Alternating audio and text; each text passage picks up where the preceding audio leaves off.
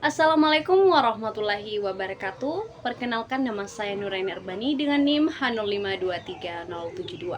Saya adalah mahasiswa dari Prodi Pendidikan Guru Sekolah Dasar kelas C 2023. Video ini saya buat guna memenuhi tugas mata kuliah oleh Ibu Dr. Evi Segarawati, Ampri SPD MPD. Untuk mengefisienkan waktu, langsung saja kita ke pemaparan materi.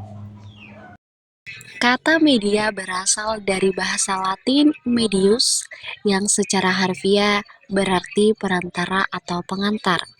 Secara lebih khusus, pengertian media dalam proses belajar mengajar cenderung diartikan sebagai alat-alat grafis, fotografis, atau elektronis untuk menangkap, memproses, dan menyusun kembali informasi visual atau verbal.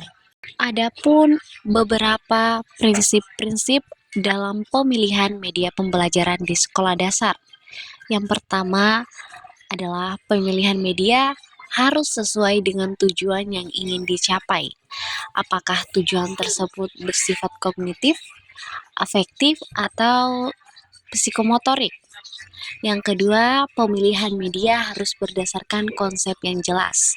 Artinya, pemilihan media tertentu bukan didasarkan pada kesempatan guru atau sekedar selingan dan hiburan, melainkan harus menjadi bagian integral dalam keseluruhan proses pembelajaran untuk meningkatkan efektivitas dan efisiensi pembelajaran. Adapun beberapa tujuan dari media pembelajaran, yang pertama adalah membuat proses belajar mengajar menjadi lebih menarik bagi peserta didik, memancing minat mereka untuk aktif terlibat. Yang kedua, memperjelas makna bahan pelajaran, memudahkan pemahaman materi yang disampaikan oleh guru. Yang ketiga, mode pengajar menjadi lebih bervariasi dan menarik, memungkinkan guru untuk mengajarkan konsep-konsep dengan cara yang lebih inovatif. Dan yang terakhir adalah peserta didik akan lebih termotivasi untuk melakukan berbagai kegiatan belajar yang dapat memperdalam pemahaman mereka. Fungsi media pembelajaran secara lebih kompleks. Yang pertama adalah fungsi media pembelajaran sebagai sumber belajar. Ini artinya bahwa media pembelajaran dapat berfungsi untuk menggantikan fungsi guru dalam proses pembelajaran dengan pendekatan teacher center. Contohnya, jika pelaksanaan pembelajaran guru menggunakan metode ceramah, maka guru dapat menggantikannya dengan menggunakan media berupa video untuk menyampaikan materi pelajaran. Yang kedua adalah fungsi semantik.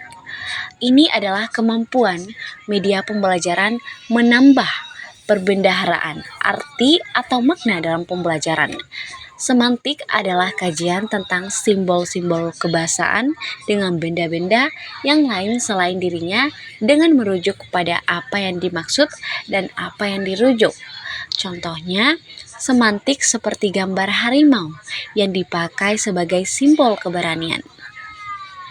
Yang ketiga adalah fungsi manipulatif pada media pembelajaran, yaitu kemampuan merekam, menyimpan, melestarikan, merekonstruksikan, dan mentransportasi suatu peristiwa atau objek.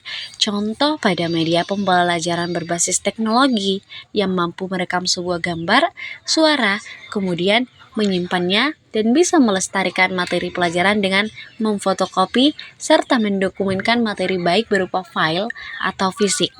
Yang keempat adalah fungsi psikologis dalam media pembelajaran, yaitu kemampuan media pembelajaran untuk mempengaruhi kondisi mental, pikiran, dan perilaku manusia. Dengan menggunakan media pembelajaran yang tepat dan berdaya guna, dapat membuat siswa lebih tertarik, fokus, dan termotivasi terhadap materi ajar. Dan yang terakhir adalah fungsi sosiokultural. Fungsi sosiokultural dalam media pembelajaran yaitu kemampuan media pembelajaran dalam mengatasi hambatan sosiokultural antar peserta didik dalam berkomunikasi pada proses pembelajaran. Sosiokultural sendiri berkaitan dengan segi sosial dan budaya masyarakat. Seperti yang kita ketahui, Indonesia dengan wilayah yang luas dan suku yang beragam memiliki tingkat sosiokultural yang tinggi. Menurut Nasution dalam Susanti, Manfaat media pembelajaran sebagai alat bantu dalam proses belajar mengajar yaitu: pertama, menjadikan proses belajar menjadi lebih menarik bagi peserta didik sehingga menumbuhkan motivasi belajar peserta didik. Yang kedua, menjadikan bahan untuk pembelajaran lebih bermakna sehingga lebih mudah dipahami oleh peserta didik dan memudahkan peserta didik menguasai tujuan pembelajaran. Yang ketiga, memungkinkan implementasi metode pembelajaran yang variatif sehingga peserta didik tidak jenuh dan pendidikan tetap energik. Dan yang terakhir, mendorong peserta didik untuk lebih aktif dalam kegiatan belajar, karena tidak hanya mendengarkan tetapi aktif melakukan kegiatan seperti mendemonstrasikan, mengamati, mempraktekkan, dan lain sebagainya. Dalam S. Salahuddin menyatakan bahwa jenis media dibagi menjadi 3. Yang pertama adalah media auditif.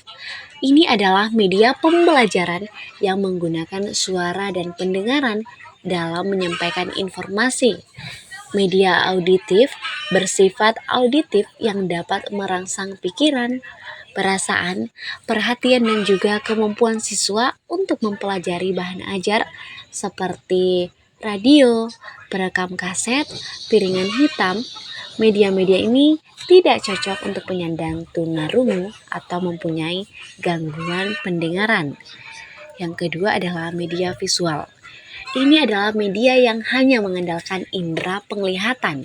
Media visual ini ada yang menampilkan gambar diam seperti film strip, slides, foto, gambar atau lukisan cetakan. Ada pula media visual yang menampilkan gambar atau simbol yang bergerak seperti film kartun. Dan yang terakhir adalah media audiovisual. Ini adalah media yang mengandung unsur suara dan gambar. Media ini memiliki kemampuan yang lebih baik karena meliputi kedua jenis media auditifis, pendengaran, dan visual, penglihatan.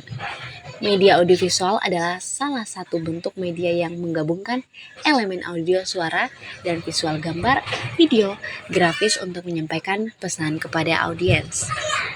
Media pembelajaran interaktif merupakan sistem penyampaian pengajaran yang menyajikan materi video rekaman dengan pengendalian komputer kepada penonton atau peserta didik yang tidak hanya pasif mendengar dan melihat video dan suara, tetapi juga aktif memberikan respon, dan respon peserta didik tersebut akan menentukan kecepatan dan sekuensi penyajian materi. Media pembelajaran interaktif merupakan sistem penyampaian pengajaran yang menyajikan materi video rekaman dengan pengendalian komputer kepada penonton atau peserta didik yang tidak hanya pasif mendengar dan melihat video dan suara, tetapi juga aktif memberikan respon, dan respon peserta didik tersebut akan menentukan kecepatan dan sekuensi penyajian materi. Multimedia interaktif mempunyai 5 komponen, yaitu: pertama, teks. Teks adalah kumpulan kalimat yang bertujuan menjelaskan materi pembelajaran dengan cara yang dapat dipahami oleh pembaca dengan mudah dan cepat. Yang kedua adalah gambar, adalah jenis data visual. Jika dimanfaatkan dalam pembelajaran multimedia, gambar yang dibuat dengan komputer atau program lebih menarik dan efektif. Yang ketiga, suara. Suara adalah gelombang yang ditimbulkan oleh benda bergetar di udara. Benda getaran tersebut menyebabkan molekul-molekul udara saling mendekat dan menyebar, menghasilkan bunyi jika sampai ke telinga manusia. Dalam multimedia, suara berupa narasi manusia, latar musik, efek suara, dan lain-lain, sehingga informasi teks atau gambar dapat disampaikan melalui suara. Dan yang keempat adalah animasi. Animasi adalah serangkaian gambar bergerak berurutan yang sering disertai dengan kata-kata penjelasan dan alur cerita untuk menyajikan proses tertentu. Yang terakhir adalah video. Video adalah hasil perekaman rangkaian peristiwa dan format yang mencakup visual dan suara yang berurutan. Video lebih realistis jika dibandingkan dengan animasi. Media pembelajaran merupakan komponen esensial dalam proses pendidikan modern yang memiliki peran strategis dalam mencapai tujuan pembelajaran. Konsep jasa dan tujuan media pembelajaran menekankan pentingnya alat bantu pembelajaran dalam memfasilitasi transfer pengetahuan yang efektif. Berbagai fungsi, manfaat, dan jenis media pembelajaran memberikan fleksibilitas bagi pendidik untuk memilih dan menggunakan media yang sesuai dengan kebutuhan pembelajaran. Demikianlah pemaparan dari saya mengenai media pembelajaran. Semoga apa yang telah saya sampaikan dapat memberi manfaat untuk kita semua. Mohon maaf atas segala kesalahan. Saya akhiri, wabillahi taufiq wal hidayah. Wassalamualaikum warahmatullahi wabarakatuh.